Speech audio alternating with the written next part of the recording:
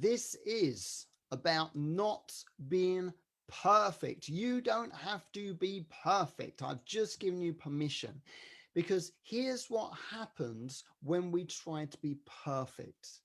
We beat ourselves up and we don't take action. We don't get the things actually done. Why? Because we're always trying to improve it. We're always trying to be perfect.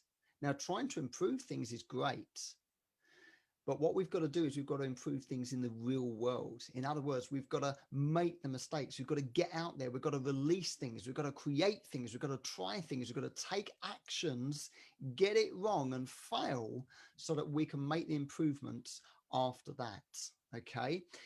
All the time we're staying small and we're waiting for us to be perfect, you know, the perfect time, the perfect knowledge, the perfect environment, whatever it is, it won't actually happen, because you never have everything all perfect the way you want it. I want you to know that no one is perfect. The successful people out there, the people that do something really well where you think, I wish I could do it like them, chances are they've tried it a lot and a lot and a lot of times and made a lot of mistakes and had a lot of errors. It's just maybe that you didn't see them make those errors.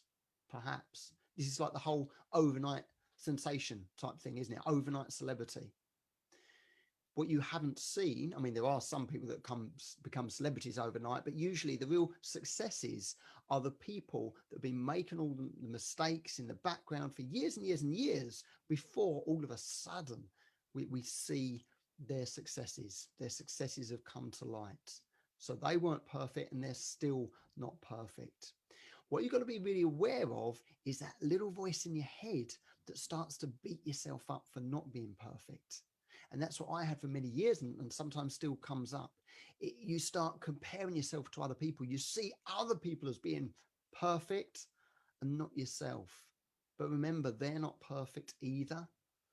And sometimes you just have to be okay with not being perfect. Don't beat yourself up, because that little voice, that ego, wants to try and keep you small. It wants to try and stop you from taking action. Let me see if I have any comments. I don't think I've got any comments at the minute. Okay, so don't put yourself off. Don't stop yourself from taking action. You don't have to be perfect.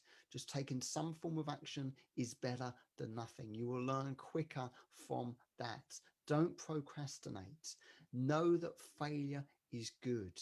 If you find yourself putting things off, then just remember those things and take action, even if it's a small action. This is something I've had to learn myself, possibly the hard way, because there's countless times where I haven't taken action because of something, or I've taken action, but I've beaten myself up because it wasn't perfect, because I wasn't the best sports person or the best speaker or the best at this, best at that. I always thought I had to be the best at everything.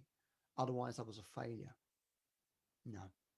Okay. And even if you fail, you will still inspire people because you've been courageous enough to get out there and fail. And some people will be really inspired, motivated, and empowered from that, from your courage, from your vulnerability. So does this message resonate with you? Please write a comment below. Let me know what you think. Let me know if that makes sense to you. And more importantly, think about how this is playing out in your head and your life.